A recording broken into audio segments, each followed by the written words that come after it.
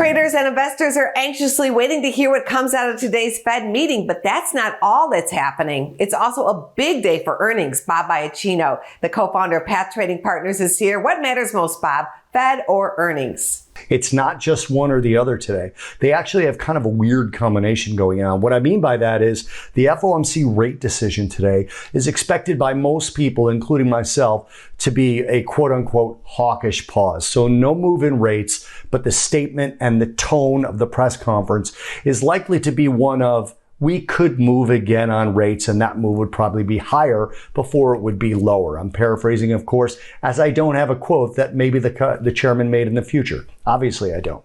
But also, we have a huge earnings day today. We've got 141 companies reporting after the close with market caps over $1 billion. 48 of those are technology companies, and 45 of those are technology companies with market caps over $1 billion. Some of the big names are Qualcomm, Airbnb, PayPal, Cognizant Technology. So what does that mean?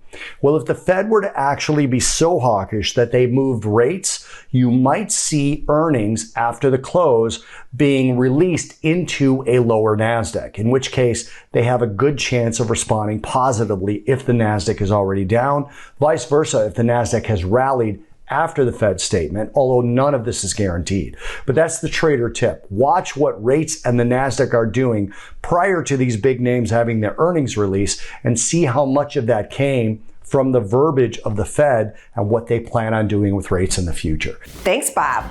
Go to businessfirstam.com for where to see our show on TV.